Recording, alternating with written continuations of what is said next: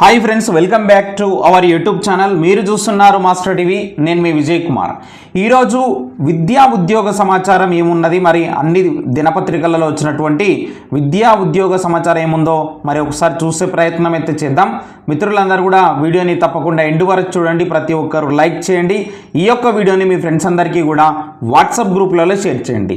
ఇక మొదటి అంశం చూసినట్లయితే మనకు గురుకులాల్లో ఉన్నటువంటి బ్యాక్లాగ్ పోస్టులన్నీ కూడా మనకు వచ్చేటటువంటి జాబ్ క్యాలెండర్లో ఉండబోతున్నాయి అన్నట్టుగా మనకి ఈరోజు వార్తా పేపర్లో ఇవ్వడం జరిగింది. సో గురుకులాల్లో మరి డౌన్ మెరిట్ అనేది లేనట్టే గురుకుల పోస్టుల్లో ఈసారి అయితే డౌన్ మెరిట్ అంటే సెకండ్ జాబితా ఏమన్నా వస్తుందేమో అని చెప్పేసి చాలా మంది మిత్రులు అయితే ఎదురు చూస్తున్నారు. కానీ లేనట్టే. ప్రాథమిక అంచనాల్లో చూసినట్లయితే దాదాపుగా 1700 మంది నాన్ జాయినింగ్స్ ఉన్నారు. డిఎస్సి జేఎల్ రిక్రూట్మెంట్ పూర్తయితే ఇంకా సగం ఖాళీ అయిపోతాయి. అన్నింటినీ వచ్చే జాబ్ క్యాలెండర్లోనే మరి నింపేలా కసరత్తు అయితే చేస్తూ ఉన్నారనమాట. సో ఇందులో ముఖ్యంగా చూసుకుంటే ట్రిబ్ చేపట్టినటువంటి నియామకాలు మరి ఎన్ని ఉన్నాయి. సో దీంట్లో మనకు ఆ నింపినవి నింపనివి అన్నట్టుగా ఇక్కడ ఇవ్వడం జరిగింది. ఒకసారి చూసే ప్రయత్నం చేయండి మిత్రమా. ఇక్కడ చూసినట్లయితే డిగ్రీ గురుకులాల్లోని డిఎల్ కానీ పీడీ లైబ్రరియన్ పోస్టులు ఎన్ని మనకు ఇక్కడ నోటిఫైడ్ అయినాయంటే 793. అందులో నింపినవి ఎన్ని చూడండి 740, మరి నింపనివి 53 ఉన్నాయి. సో ఈ విధంగా చూసినట్లయితే మరి టీజీటీ ఎక్కువగా 288 పోస్టులు నింపనివి ఉన్నవి. సో ఈ విధంగా మొత్తం 404 నింపని పోస్టులు ఇక్కడ ఉన్నాయి. సో మొత్తానికైతే ఇంకా కూడా చాలా ఖాళీలు అవుతాయి. ఈ యొక్క డిఎస్సిలో మనకు 11,062 పోస్టులకు గాను ఇప్పుడు నియామక ప్రక్రియ కొనసాగుతుంది. అలాగే జనరల్ జేఎల్ ఉన్నది. జేఎల్ కానీ డిఎస్సి కానీ ఇందులో ఉన్నటువంటి మరి పోస్టులు ఫిలప్ చేసినట్లయితే మరి ట్రిబ్ ఏవైతే పోస్టులు మరి ఫిలప్ చేశారు సగానికి పైగా బ్యాక్లాగ్ అయ్యేటటువంటి అవకాశాలు అయితే ఉన్నది అన్నట్టుగా ఇక్కడ మనకు ఇవ్వడం జరిగింది. ట్రిబ్ పోస్టులు సగానికి పైగా బ్యాక్లాగ్. గురుకుల పోస్టులకు ఎంపికైనటువంటి అభ్యర్థులే చాలా మంది టీజీపీఎస్సీ నిర్వహించినటువంటి జేఎల్ పోస్టులను సాధించారు. ప్రస్తుతం సర్టిఫికేట్ వెరిఫికేషన్ కొనసాగుతుంది. గురుకులాల్లో పోస్టింగ్ ఆర్డర్స్ను మరి తీసుకున్నటువంటి అభ్యర్థులు టీజీపీఎస్సీ రిజల్ట్స్ కోసమే ఎదురు చూస్తూ మరి జాయిన్ కాకుండా ఉన్నారని తెలుస్తుంది. దీంతో గురుకుల పోస్టుల్లో చాలా మేరకు ఖాళీ అయ్యేటటువంటి అవకాశం ఉన్నది. మరోవైపున 11,062 డిఎస్సి పోస్టులను మరి ప్రకటించడంతో ఆ పరీక్షకు సైతం మరి గురుకుల పోస్టులకు ఎంపికైన వారే పోటీ పడ్డారని తెలుస్తుంది. మొత్తానికైతే భారీగా ఇక్కడ బ్యాక్లాగ్ వచ్చేటటువంటి అవకాశం అయితే ఉన్నది. సో ఎందుకు బ్యాక్లాగ్ ఇంతగానం వచ్చిందంటే మీకు అందరికీ తెలుసు. ఆర్డర్ వైజ్గా మరి ఇక్కడ ఫిలప్ చేయలేదు. ఫస్ట్ డిఎల్ చేయాలి, తర్వాత జేఎల్ చేయాలి, తర్వాత పీజీటీ కానీ టీజీటీ కానీ ఈ ఆర్డర్ ప్రకారంగా చేసి ఉంటే కనుక ఖచ్చితంగా బ్యాక్లాగ్ ఉండకుండా అందరికీ న్యాయం జరిగేది. ఆ విధంగా చేయలేదు. సో తొందరపాటు నిర్ణయం వల్ల ఇప్పుడు బ్యాక్లాగ్ పోస్టులన్నీ కూడా వచ్చే జాబ్ క్యాలెండర్ అండి, ఈ జాబ్ క్యాలెండర్ కాదు, వచ్చే జాబ్ క్యాలెండర్లో మరి ఈ యొక్క బ్యాక్లాగ్ పోస్టులు అన్నీ కూడా ఫిలప్ చేసేటటువంటి అవకాశం అయితే ఉందన్నమాట.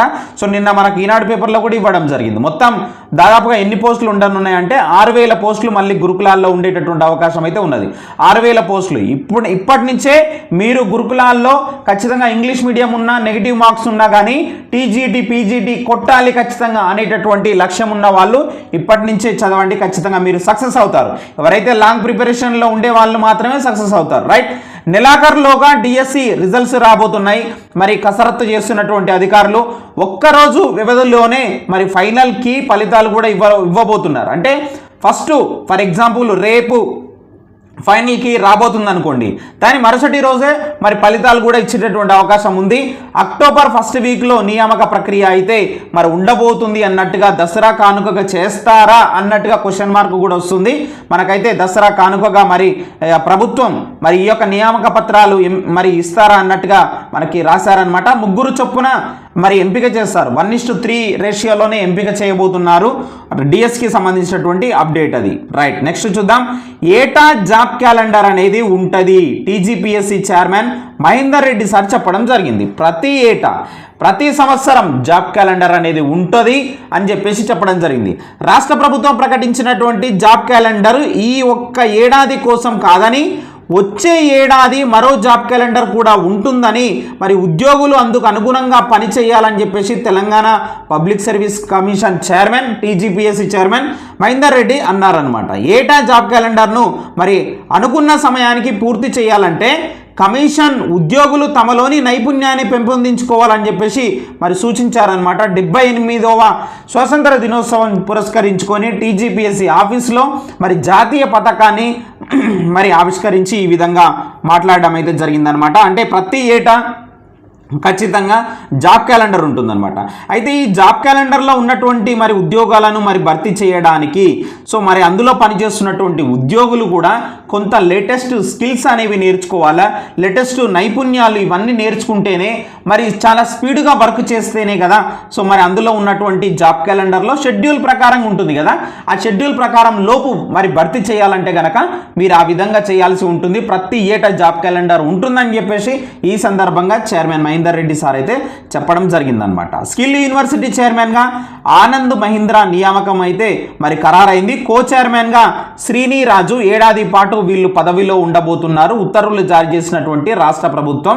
కరెంట్ అఫైర్స్లో బిట్ అవుతుంది నాన్న, గుర్తుపెట్టుకోండి, వెరీ వెరీ ఇంపార్టెంట్, రైట్. ఇక నెక్స్ట్ చూద్దాం.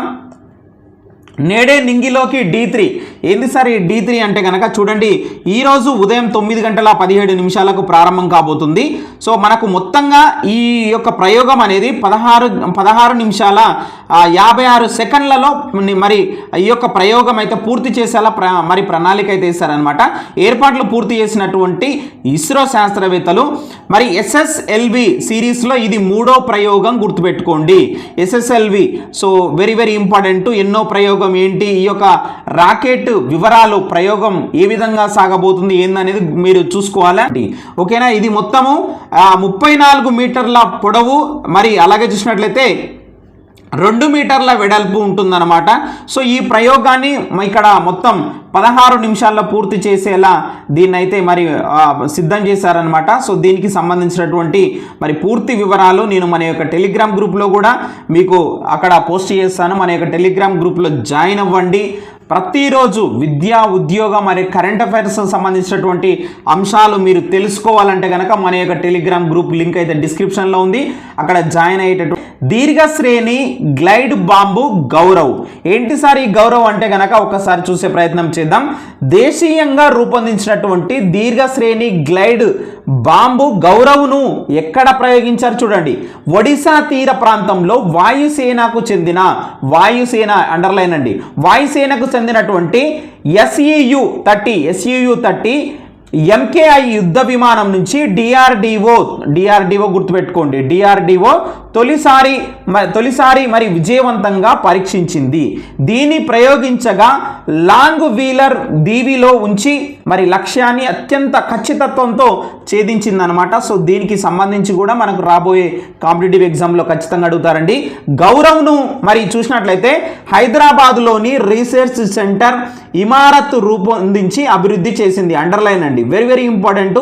గౌరవ్ని ఎవరు రూపొందించి అభివృద్ధి చేశారంటే హైదరాబాద్లోని రీసెర్చ్ సెంటర్ అయినటువంటి ఇమారత్ మరి రూపొందించి అభివృద్ధి చేసిందనమాట. ఇక రైట్, నెక్స్ట్ చూసినట్లయితే అమెరికాలో భారత్ నూతన రాయబారి క్వాత్రా గుర్తుపెట్టుకోండి. అమెరికాలో భారత నూతన రాయబారిగా వినయ్ మోహన్ క్వాత్రా బాధ్యతలను స్వీకరించారు.